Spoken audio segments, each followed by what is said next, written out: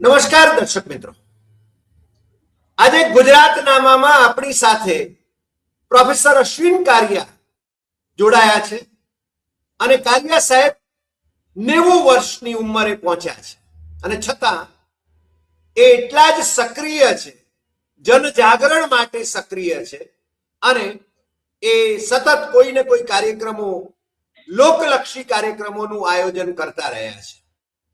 Godhra law college, Palanpur law college એના કારિયા સાહેબ principal રહ્યા છે અને વારંવાર લોકનિકેતનમાં અમને જે લાભ મળી રહ્યો છે એ છે કે રાષ્ટ્રીય ધારાશાસ્ત્રી પરિષદ એનું આયોજન એમના થકી અને કિરણભાઈ ચાવડાના સહયોગથી એ થતું હોય તો એમાં છે ને ઘણા બધાને રાષ્ટ્રીય સ્તરના લોકોને મળવાનું થતું હોય.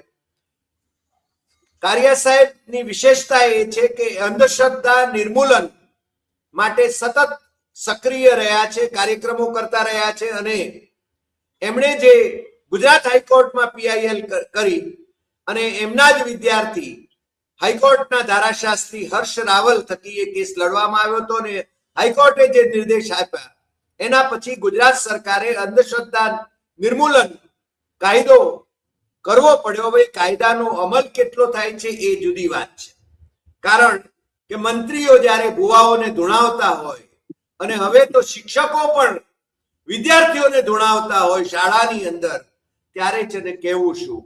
છતાં હિંમત હાર્યા વિના કારિયા સાહેબ સતત સક્રિય છે. મને લાગે છે કે એમના પ્રયાસો જે છે એ સમાજલક્ષી છે, એમનો કોઈ સ્વાર્થ નથી.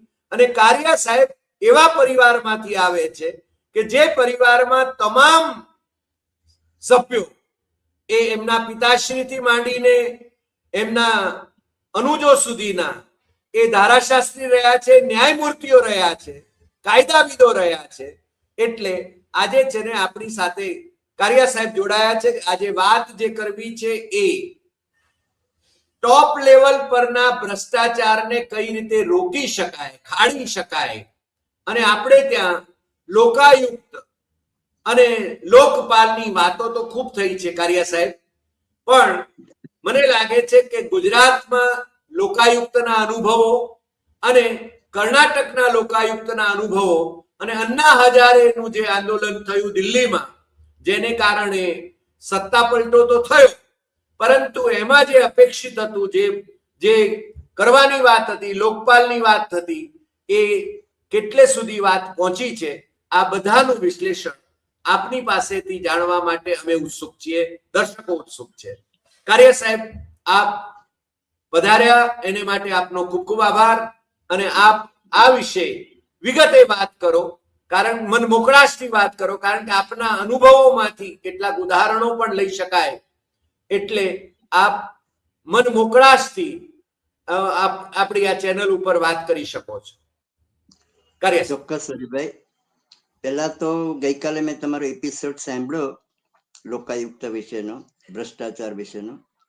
એના ઉપરથી મને મન થયું કે લોકાયુક્ત વિશે કેટલીક માહિતી આપણે ઉમેરવાની જરૂર છે અને મેં તમને વાત કરીને તમે આ એપિસોડ ગોઠવી આપ્યો એ માટે તો આપનો સૌથી પ્રથમ આભાર માનું છું. દર્શક મિત્રોને પણ આવકારું છું. અને મૂળ વસ્તુ આખા પેલા આપણે બંધારણની પૃષ્ઠભૂમિકા લઈએ કે બંધારણ આપણને કેવા પ્રકારના જીવનની અપેક્ષા આપે છે. આપણે બંધારણમાં કહ્યું છે કે ભાઈ આપણને સામાજિક, રાજકીય, આર્થિક ન્યાય આપીશું. લીગલ જસ્ટિસ માટેની તો પ્રોવિઝન્સ બંધારણમાં ઠેર ઠેર છે અને એ પ્રમાણે ન્યાયતંત્ર આખું આપણે ત્યાં ચાલે જ છે દેશમાં. પણ સાથે સાથે લોકોને ભોગવવી પડતી હાલાકી ભ્રષ્ટાચારને કારણે એ પણ ન થાય અને લોકોની સાથે સમવ્યવહાર થાય, કોઈને ખાસ પ્રકારના વિશેષાધિકારો ન પ્રાપ્ત થાય અથવા સત્તાનો દુરુપયોગ ન થાય, એના માટે 2012માં લોક ચળવળ ઊભી થઈ હતી અન્ના હઝારેના નેતૃત્વ હેઠળ.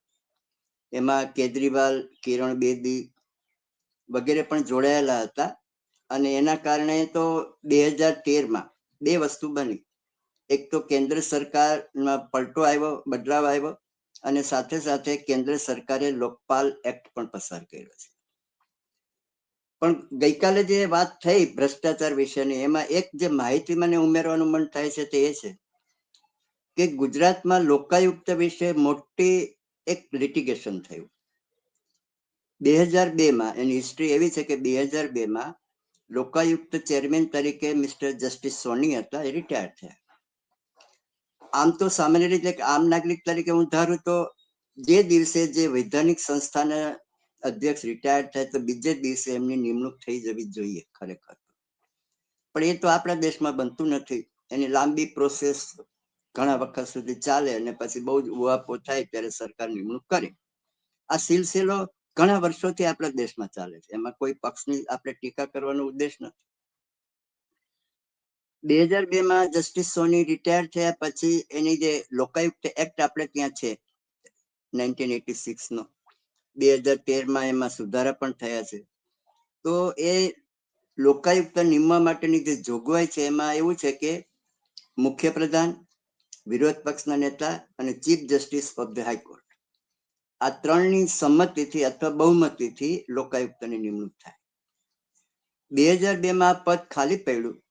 ત્યાર પછી એની પ્રોસેસ, સિલેક્શન માટેની પ્રોસેસ છે 2006માં શરૂ થઈ અને પહેલી દરખાસ્ત આવી જસ્ટિસ ક્ષિતિજ વ્યાસને એના ચેરમેન તરીકે નિયુક્ત કરવાની. પણ જસ્ટિસ ક્ષિતિજ વ્યાસે ઓલરેડી મહારાષ્ટ્રમાં માનવ અધિકાર પંચના અધ્યક્ષ બની ચૂક્યા હતા, એટલે એ વાત પાટે ન ચડી. ત્યાર પછી બીજા એક બે નામો પણ સજેસ્ટ થયા. એમાં કોઈને કોઈ ક્યાંક એંગેજ થયેલા હતા, કોઈની ઈચ્છા નહોતી, એટલે એ પણ વાત પડતી મુકાઈ. પછી આગળ નામ આવ્યું જસ્ટિસ આર એ મહેતા. એમાં વિરોધ પક્ષના નેતાએ સંમતિ આપી દીધી. ચીફ જસ્ટિસનો અભિપ્રાય માંગ્યો તો ચીફ જસ્ટિસે જસ્ટિસ આર એ મહેતા વિશે બહુ જ સરસ અભિપ્રાય આપ્યો કે એકદમ સ્ટ્રેટ ફોરવર્ડ છે, નોલેજેબલ છે, કોમ્પિટન્ટ છે, એવો અભિપ્રાય આપ્યો. એની સામે મુખ્યપ્રધાને વાંધો લીધો. વાંધો એટલા માટે લીધો કે ડીસામાં અને સુરતમાં 2005માં પૂર આવેલા. એના માટે તપાસ પંચની નિમણૂક પીયુસીએલે કરી હતી અને એ તપાસ પંચના અધ્યક્ષ તરીકે જસ્ટિસ આર એ મહેતા હતા. એટલે એનો જે રિપોર્ટ બહાર પડ્યો ડીસામાં આવેલા પૂર, ડીસાની આસપાસના વિસ્તારોમાં અને સુરતમાં પણ, તો એમાં સરકારને રિપોર્ટ પ્રમાણે જવાબદાર ઠેરવવામાં આવી. એટલે એ વખતના મુખ્યપ્રધાન, જે હાલના વડાપ્રધાન છે, એમને સખત વાંધો ઉઠાવ્યો કે આ તો લોકો સાથે ભળેલા છે, લોક સમિતિમાં અધ્યક્ષ પદ સ્વીકારે છે, સરકાર વિરુદ્ધ રિપોર્ટ આપે છે, માટે આ નામ આપણને પસંદ નથી. ત્યાં ગૂંચ પડી, લોકાયુક્તની નિમણૂક થઈ નહીં. સમયગાળો વીતતો જતો હતો. 2012ની વાત, 2007, 8, 9, 10 સુધી કોઈ નિમણૂક ન થઈ. 11માં થોડું વાતાવરણ ગરમ થયું કે હજી સુધી લોકાયુક્તની નિમણૂક થઈ નથી. અને 2011માં જ્યારે આપણા ગવર્નર તરીકે કમલા બેનિવાલ હતા અને મારા ખ્યાલથી એક પ્રતિનિધિ મંડળ એમને મળ્યું, કદાચ એ કોંગ્રેસનું હતું, અને એમણે રજૂઆત કરી કે ભાઈ આપની સત્તામાં નિમણૂક કરવાનું અધિકાર ક્ષેત્ર છે, તો આપ એની નિમણૂક કરો. તો કમલા બેનિવાલે ગવર્નર તરીકે એમની એપોઇન્ટમેન્ટનું વોરંટ ઇસ્યુ કર્યું જસ્ટિસ આર એ મહેતાને લોકાયુક્ત તરીકે નિમણૂકનું. નવાઈની વાત એ છે કે બીજે જ દિવસે ગુજરાત સરકારે હાઈકોર્ટમાં ગવર્નરના નિર્ણયની સામે રીટ પિટિશન કરી કે ભાઈ ગવર્નરે તો શાસન કેવી રીતે ચલાવ with aid and advice of the council of ministers. એટલે ગવર્નરે આ એમ કે જે આપણી બંધારણીય જોગવાઈ છે એનો ભંગ કર્યો છે, માટે એમણે જે જસ્ટિસ આર એ મહેતાની નિમણૂક કરી છે એ ગેરકાયદેસર છે, બંધારણ વિરુદ્ધ છે, માટે રદ કરો. એનું હિયરિંગ ચાલ્યું. જસ્ટિસ સોનિયા ગોકાણી, જે પાછળથી આપણા ગુજરાત હાઈકોર્ટના ચીફ જસ્ટિસ થયા હતા, અને જસ્ટિસ અકીલ કુરેશી, આ બંનેની સુનાવણી પૂરી થઈ પછી એમનો ચુકાદો આવ્યો. એ સ્પ્લિટ જજમેન્ટ હતું, વિભાજિત ચુકાદો. એટલે જસ્ટિસ સોનિયા ગોકાણી એમ કહ્યું કે ભાઈ ગવર્નરને આવી કોઈ સત્તા નથી, એમણે કરેલી નિમણૂક રદ થવા પાત્ર છે. જ્યારે જસ્ટિસ અકીલ કુરેશીએ ઠરાવ્યું કે ભાઈ એણે બંધારણ પ્રમાણે બરાબર કામ કર્યું છે, એમની સત્તા ક્ષેત્રમાં આ સમાવિષ્ટ છે આ જોગવાઈ, એટલે એમણે કરેલી નિમણૂક કાયદેસર છે. સ્વાભાવિક છે સરકારને તો એ પોતાની વિરુદ્ધનો નિર્ણય ગમે નહીં. એટલે સરકારે સુપ્રીમ કોર્ટમાં અપીલ કરી. અપીલમાં ફરી પાછું હિયરિંગ થયું, દલીલો થઈ. એમાં સુપ્રીમ કોર્ટે અપીલ રદ કરી અને ઠરાવ્યું કે ભાઈ ગવર્નરનો નિર્ણય બરાબર છે, કાયદેસર છે, બંધારણીય છે, એમની સત્તામાં આવે છે, એમણે બરાબર કર્યું છે. ફરીથી ગુજરાત સરકારને ચાનક ચડી તો એની સામે સુપ્રીમ કોર્ટના નિર્ણય સામે SLP એટલે સ્પેશિયલ લીવ પિટિશન, જે બંધારણના અનુચ્છેદ 136માં જોગવાઈ છે કે જ્યારે ભયંકર અન્યાય થતો હોય, એના માટે બીજો કોઈ ઉપચાર ન મળતો હોય અને સુપ્રીમ કોર્ટના નિર્ણયની આવશ્યકતા હોય ત્યારે SLP થઈ શકે છે. એટલે SLP કરી. SLPમાં પણ ફરી પાછું નવેસરથી હિયરિંગ થયું, દલીલો થઈ અને SLP પણ ગુજરાત સરકારની સુપ્રીમ કોર્ટે રદ કરી અને કહ્યું કે ભાઈ ગવર્નરનો નિર્ણય બરાબર છે, કાયદેસર છે. હજી ગુજરાત સરકારને સંતોષ થયો નહીં તો એમણે SLPમાં પોતાની વિરુદ્ધ આવેલા નિર્ણયની સામે ક્યુરેટિવ પિટિશન કરી. આમ તો બંધારણમાં ક્યુરેટિવ પિટિશન જેવી કોઈ વસ્તુ જ નથી.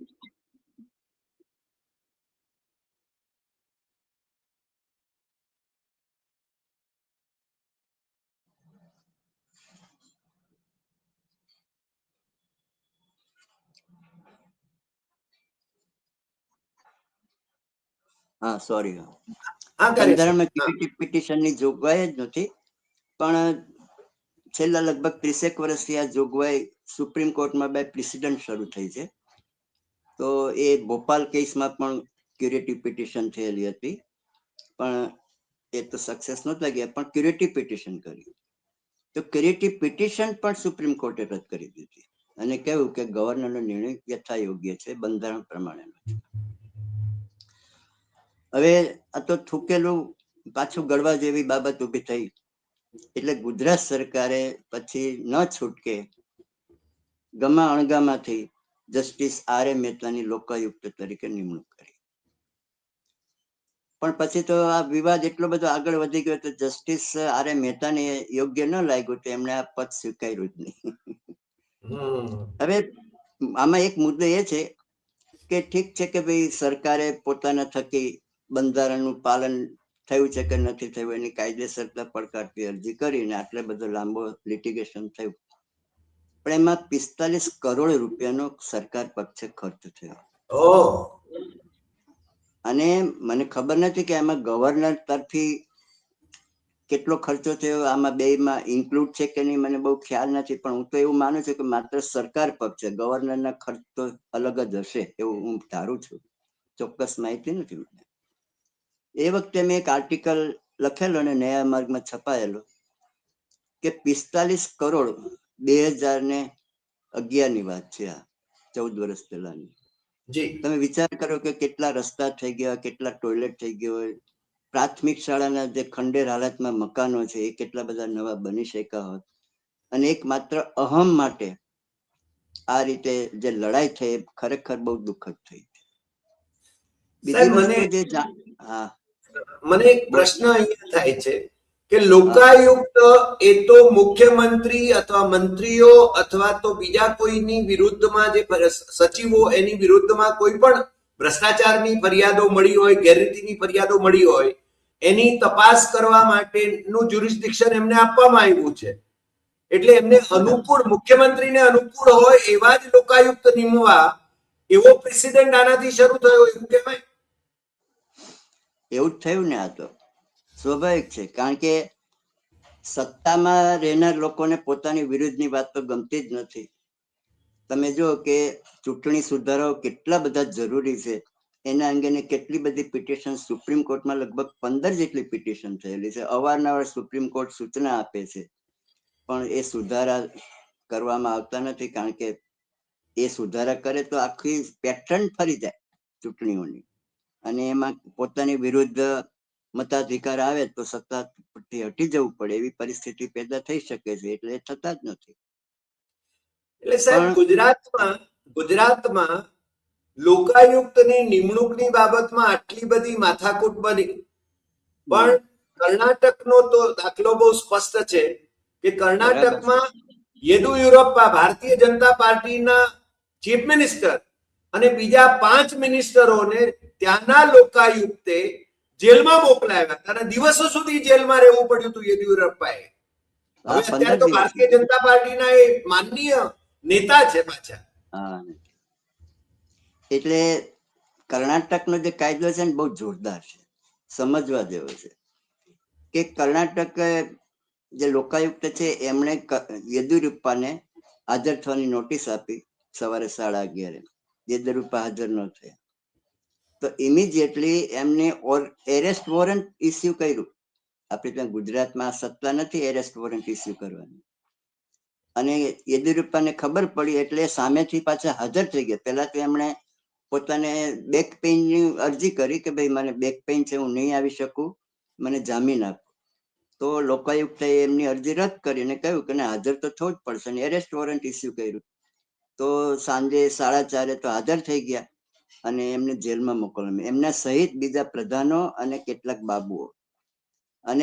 બાબુઓ તો ત્યાં મેં વાંચ્યું તો એમની પાસેથી લગભગ 13 આવા અધિકારીઓ પાસેથી 437 કરોડની રોકડ અને 25 કિલો ઝવેરાત પકડાયા. એની પાસે પોલીસ ફોર્સ હોય છે, પોતાના જે ઓર્ડર્સ છે એનો અમલ કરવા માટે એની પાસે પોલીસ ફોર્સ છે. જ્યારે આપણે ત્યાં તો આ લોકાયુક્તની એવી કોઈ બાઇન્ડિંગ ઇફેક્ટ જ નથી. એ તો માત્ર ભલામણ કરી જાણે સરકારને એમ કહી શકે કે ભાઈ આની વિરુદ્ધ તમે એસીબીમાં પગલાં લો, પ્રિવેન્શન ઓફ કરપ્શન એક્ટ નીચે, આટલું જ કહી શકે. અને સરકારને ગમે તો કરે, નહીં તો ન ગમે તો ન કરે. જેમ અત્યારે સુરેન્દ્રનગરના એક કલેક્ટર સામે અત્યારે કાર્યવાહી ચાલી રહી છે. આમ કોઈએ એવું કહ્યું જ છે કે ભાઈ તમે બધા કલેક્ટરોની તપાસ કરો ને, એકને કેમ ટાર્ગેટ કર્યા છે? કારણ કે બહુ સ્પષ્ટ રીતે લોકવાયકા તો છે જ કે મોટા ભાગની કલેક્ટર કચેરીઓમાં સાંજના 6 પછી વહીવટ થાય છે. અને આ કોણ નથી જાણતું? આખો દેશ જાણે છે. તો સરકાર છે તે પોતાના તરફી માણસો હોય એની સામે પગલા નહીં લે અને પોતાનાથી જે સહેજ વિરુદ્ધ ગયા હશે અથવા તો ખબર નહીં કઈ ગૂંચ પડી હોય તો એને તરત ટાર્ગેટ કરીને સસ્પેન્ડ કરે કે કેસ કરે. આવું થાય છે. પણ કર્ણાટકમાં જે કાયદો છે, કર્ણાટકમાં પણ મને લાગે છે ભારતીય જનતા પાર્ટી અને કોંગ્રેસ બંને મળીને હવે એ કાયદાને છે ને એ ડાયલ્યુટ કરી દેવાની કોશિશમાં છે. એવા પણ વાવડ મળી રહ્યા છે. એટલે રાજકારણીઓને આ પક્ષ હોય કે પેલો પક્ષ હોય એમને છે ને લોકાયુક્ત ગમતા નથી.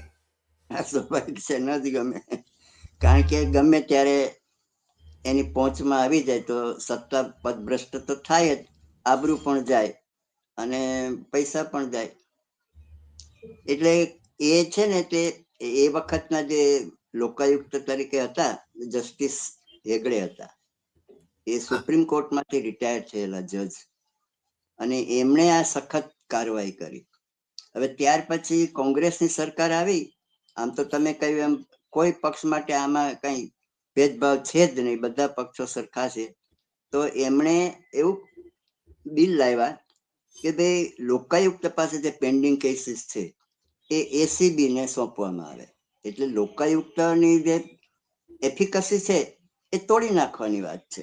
કે લોકાયુક્ત તરીકે આટલી બધી જોરદાર કાર્યવાહી થઈ, એ તો કોને ગમે? એટલે કોંગ્રેસની સરકાર અને પેલા વિપક્ષે ટેકો આપ્યો કે ભાઈ વાત બરાબર છે, લોકાયુક્તને આવી સત્તા હોવી જોઈએ. ખરેખર તો લોકાયુક્તને આવી સત્તા હોવી જ જોઈએ. કારણ કે ભ્રષ્ટાચાર વિરુદ્ધ ફરિયાદ કરે અને કઈ પગલા ન લેવાય જેમ ગુજરાતમાં છે તો એનો કોઈ અર્થ જ રહેતો નથી. એની પોતાની સ્પેશિયલ કોર્ટ છે, એની પાસે એની ઇમ્પ્લિમેન્ટિંગ મશીનરી પણ છે અને એને ધરપકડના પાવર્સ પણ છે. તો જ્યાં સુધી આ સત્તા હાથ વગી ન થાય ત્યાં સુધી એ લોકાયુક્ત કયા પગલા લઈ શકે? માત્ર ભલામણ કરી શકે. અને ભલામણ ગમતી હોય તો સરકાર અમલ કરશે, નહીં ગમતી હોય તો અમલ નહીં કરે. એની સામે કોઈ ઉપાય નથી. આ સાહેબ મારે પૂછવું એ છે કે તો પછી બધાને ખબર છે કે મંત્રીઓથી માંડીને ચીફ મિનિસ્ટરથી માંડીને બધા ભ્રષ્ટાચારમાં ખરડાયેલા હોય છે, છતાં આ ભ્રષ્ટાચારને અને બીજું એ ભ્રષ્ટાચારની ગંગોત્રી છેક નીચે સુધી ચાલતી હોય છે અને એમના વહીવટદારો હોય છે. તો એને રોકવા માટે શું કરી શકાય? રોકવા માટે તો પબ્લિક જાગૃતિ, જો આ તો બે હાથે તાળી પાડવા જેવી વાત છે. ખાસ તો આ બધી શરૂઆત કેવી રીતે થઈ કે જે ઉદ્યોગપતિઓ છે, જેમને પોતાના ઉદ્યોગોનો વિસ્તાર કરવો છે, નવી ફેક્ટરીઓ નાખવી છે, ત્યાંથી ભ્રષ્ટાચારની શરૂઆત થઈ. એના કારણે શું થાય કે જે સરકારો છે એ સરકારે લોકલક્ષી કાર્યક્રમ કરવાને બદલે આમાં વ્યસ્ત રહી, એટલે લોકોની ઉપેક્ષા થઈ. અને લોકોની ઉપેક્ષા થઈ એટલે જે બળુકા વર્ગ હતો એ બળુકા વર્ગ પણ આ ભ્રષ્ટાચારનો આશરો લેવા માંડ્યા. અને પરિણામે સહન કરવાનું કોને આવે? કે જે સાવ નબળા વર્ગના લોકો છે એના ઉપર સરકાર તૂટી પડે. એને ભ્રષ્ટાચાર સિવાય બીજો કઈ આરો ન હોય, પણ એ લોકો ભ્રષ્ટાચાર આપી શકે એવી આર્થિક સ્થિતિ ધરાવતા ન હોય, એટલે પરિણામે સહન કરવાનો વારો એને આવે. અને એના વતી કોણ રજૂઆત કરે? સરકાર સમક્ષ કોણ રજૂઆત કરે? અને કરે તો કોણ સાંભળે? આ બધા પ્રશ્નો છે જ આજે. એટલે આંદોલન જે થયું એ ભલે પોલિટિકલ હતું, અન્ના હજારે વાળું, અને અન્ના હજારે હજી પણ મને લાગે છે મહારાષ્ટ્ર સામે થોડો મોરચો માંડ્યો હતો, અને મહારાષ્ટ્ર સરકાર એની માગણી સામે ઝૂકી ગઈ છે. હવે આ તો એટલો બધો વ્યાપક ભ્રષ્ટાચાર છે, તેને કેમ નાથવો એક મોટો પ્રશ્ન છે. કારણ કે તમે જુઓ કે પોલીસ કોન્સ્ટેબલ થી માંડીને ઉચ્ચતર સ્તર સુધી આ ભ્રષ્ટાચાર ફેલાયેલો છે. એટલે ધીમે ધીમે નાબૂદ ચોક્કસ થઈ શકે જ્યારે કેટલાક જૂથો ઉભા થાય અને નાના નાના એકમો લઈને એમાંથી ભ્રષ્ટાચાર દૂર કરવાની વાત કરે અને એ ઝુંબેશ ઉઠાવે તો એ ધીમે ધીમે ફેરફાર થાય. બાકી આ તો આપ ફાટ્યું છે એવી સ્થિતિ આજે આખા દેશમાં ભ્રષ્ટાચારની રહી છે. એટલે આબ ફાટ્યું છે, એને થીગડા ક્યાં દેવા? હવે સવાલ તો આ છે.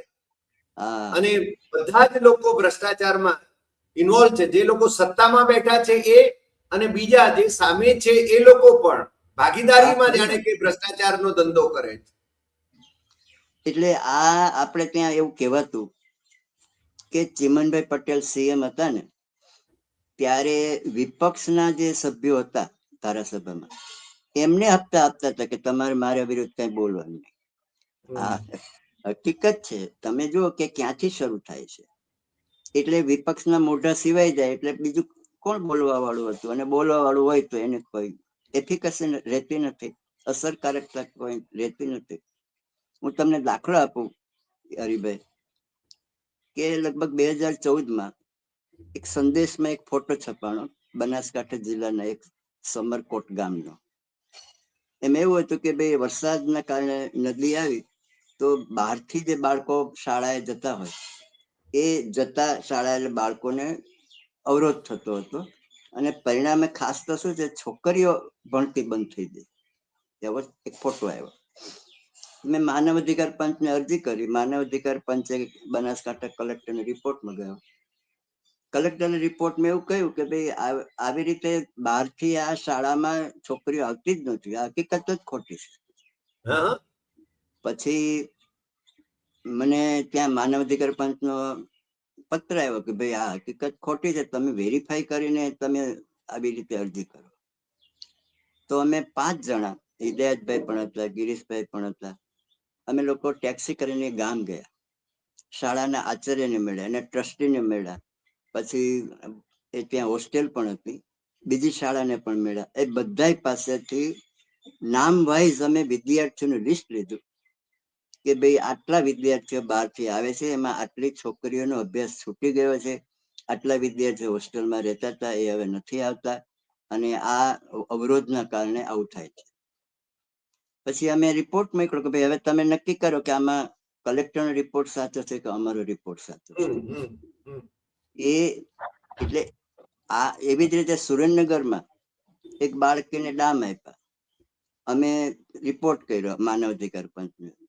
ત્યાંને એસપી લખ્યું કે ભાઈ આ થયું જ નથી, શું કરવાનું? તમે વિચાર કરો કે તમે કોને ત્યાં ફરિયાદ કરો. અને આજે સ્થિતિ એવી થઈ છે હરિભાઈ કે આ મને થયું. પછી એક તબક્કો એવો આવ્યો કે જેમાં માનવ અધિકાર પંચે મને કહ્યું કે ભાઈ તમે બહુ જ અરજીઓ કરો છો, આના ઉપર રોક લગાવો. ત્રીજો તબક્કો એવો આવ્યો કે મેં તો તોય ચાલુ જ રાખ્યું માનવ અધિકાર પંચને અરજીઓ કરવાનું. એમાં વાવ બાજુના જે તાલુકા ગામો છે એમાં શાળાઓ અને પાણીની તંગીનો લોકો બહુ પરેશાન હતા. એવી કેટલીક અરજીઓ કરી અને એમાં રાહત પણ મળી. ઓરડાઓ બંધવાનું શરૂ થયું, પાણી માટે ડંકીઓ નખવામાં આવી, એવા બધા રિપોર્ટ પણ આપ્યા. અને પછી મને માનવ અધિકાર પંચે અભિનંદન આપ્યા કે તમે ઘણી સમસ્યાઓ નો નિકાલ તમારા મારફત થાય છે, અરજીઓ કરો છો, તે અભિનંદન પાત્ર છે. એટલે આપણે માનવ અધિકાર દરીભાઈ, માનવ અધિકાર પંચ નું એવું કહેવા માંગતો હતો કે ઝારખંડમાં આ પેલા હિમાંશુ નામ છે, મને લાગે છે, એ મોટા એક્ટિવિસ્ટ છે ત્યાં, અને આદિવાસી વિસ્તારમાં છેલ્લા ઘણા વર્ષોથી કામ કરે. એમનો આશ્રમ તોડી પાડ્યો સરકારે, બરાબર. તો એમાં અરજીઓ થઈ, તો એમાં આ કઈ મેળ ખાધો નહીં. પછી પીયુસીએલ કમિટી નિમી. પીયુસીએલ કમિટી ગામે ગામ ફરીને રિપોર્ટ આપ્યો કે એમાં એક સ્ત્રીને તો કેટલો બધો અત્યાચાર હતો કે એના પ્રાઇવેટ પાર્ટમાં પથ્થરો નાખવામાં આવ્યા. આટલી હદે ગુંડાગીરી થઈ હતી. એ આ રિપોર્ટ થી ખુલ્લું થયું. એ રિપોર્ટ પછી પીયુસીએલ માનવ અધિકાર પંચને મોકલ્યો, માનવ અધિકાર પંચે સ્વીકાર્યો. એટલે જ્યારે જ્યારે મારો રિપોર્ટ સ્વીકારતી નથી ત્યારે હું દાખલો ટાંકું છું કે ભાઈ જો આ અહીંયા પણ માનવ અધિકાર, એટલે તમારી પાસે પણ કમિટી નિમવાની સત્તા હોવી જોઈએ. અને સરકાર આમ કહી દે કે ભાઈ આવું તો કઈ થયું જ નથી, એટલે વાત પૂરી થઈ ગઈ, પંચ છે તે તો ફાઇલ કરી દે. તો એ તો કેમ ચાલે? સરકાર તો જૂઠાણાનો સહારો લઈને બેસી જાય છે, અને જો પંચ સ્વીકારે તો પછી માનવ અધિકાર પંચની કામગીરીનો કોઈ અર્થ રહેતો નથી. એટલે હું ઘણી વાર લખું છું કે ભાઈ તમે તમારી પાસે આ સત્તા આવી જાય અથવા તમે નિમો, એમાં કઈ વાંધો નહીં. તમે એક ટાસ્ક ફોર્સ ની નિમણૂક કરો અને તપાસ કરે કે આ રિપોર્ટ સાચો છે કે ખોટો છે. ખોટો હોય તો તમને ઠપકો આપે, અમારો દંડ કરે, પણ તમે તપાસ તો કરો, સત્ય બહાર લાવો. કારણ કે આવી રીતે બનાવો બનતા જ રહે તો એનો અર્થ નથી ને. એટલે મુખ્ય મુદ્દો એ છે કે લોકાયુક્ત હોય કે માનવ અધિકાર પંચ, એની ઇમ્પ્લિમેન્ટેશન મશીનરી એની પાસે હોવી જોઈએ. તપાસ પંચ નિમવાની એને સત્તા હોવી જોઈએ. દાખલા તરીકે પછી શું થાય કે નેશનલ હ્યુમન રાઇટ્સ કમિશન છે, આપણે ત્યાં સિલિકોસિસ ના જે દાખલા બને છે એમાં મરી જાય છે, જે જગદીશભાઈ પટેલની જે લડત છે, એમાં માનવ અધિકાર પંચે નેશનલ લેવલના 4 લાખ રૂપિયાનો વળતરનો હુકમ કરેલો છે ઇન કેસ ઓફ ડેથ. એટલે સરકારે પેલા 1 લાખ આપ્યા, પછી બીજા 2 લાખ આપ્યા, હજી 1 લાખનો વળતરનો પ્રશ્ન બાકી છે, જગદીશભાઈ લડે છે. એટલે આ તો ક્યાં સુધી આમ નામ લડ્યા જ કરવાનું?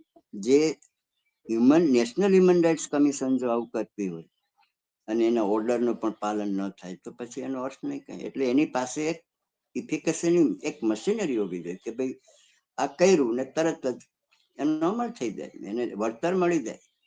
અને વળતર પણ તમને કહું કે અમદાવાદમાં 2008ની સાલની વાત છે, બહુ જ વરસાદ પડ્યો.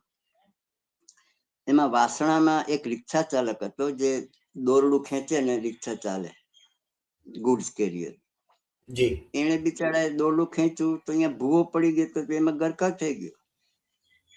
બીજે દિવસે એની લાશ મળી, બોલો, પિરાણા પાસેથી. તો આ સમાચાર આવ્યા તો મેં હ્યુમન રાઇટ્સ કમિશનને અરજી કરી, એનું હિયરિંગ થયું. અમદાવાદ મ્યુનિસિપલ કોર્પોરેશન નોટિસ આપી. એટલે મેં એની પાસે એમ કહ્યું કે અમદાવાદ મ્યુનિસિપલ કોર્પોરેશન આવા બધા છુપા ભુવાઓ ગોતી કાઢે અને બૂરી દે, એવી મેં માગણી કરી, અને આને વળતર આપે એના વાઇફને. તો એનું હિયરિંગ ચાલ્યું, લગભગ 3 વર્ષ સુધી ચાલ્યું. 2008નો કેસ ને 2011માં જજમેન્ટ આપ્યું કે એની વાઇફને 1 લાખ રૂપિયાનું વળતર ચૂકવો, અમદાવાદ મ્યુનિસિપલ કોર્પોરેશન. તો મને ખબર કે આ તો ઠાગા થયા જ કરે, ચૂકવે નહીં. મેં આરટીઆઈ કરી, એમાં ગોળ ગોળ જવાબ આવ્યો. પાછું મેં માનવ અધિકાર પંચને અરજી કરી કે ભાઈ હજી સુધી આને ચૂકવાનું નથી.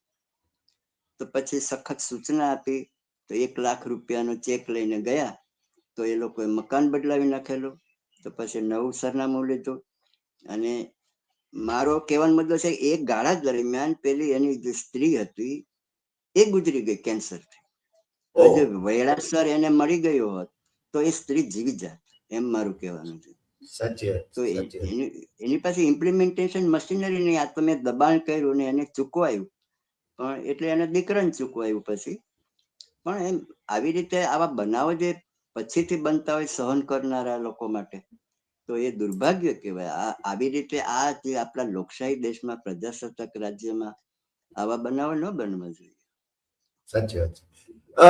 કારિયા સાહેબ, આજે ગુજરાતનામામાં આપે જે અનુભવોની વાત કરી, જે રીતે લોકાયુક્તની જોગવાઈઓની વાત કરી, લોકાયુક્ત દાંત વગરની પરિસ્થિતિમાં હોય તો એ કંઈ કરી ન શકે એવી વાત કરી, અને કર્ણાટકની અંદર જે પ્રકારે મુખ્યમંત્રીને પણ જેલમાં નાખી શકે એવી લોકાયુક્તની એના કાયદાની જોગવાઈ હતી, 5 મિનિસ્ટરોને જેલમાં નાખેલા એ જોગવાઈ હતી, પરંતુ 13 અધિકારીઓને પણ 13 અધિકારીઓને જેલમાં નાખેલા.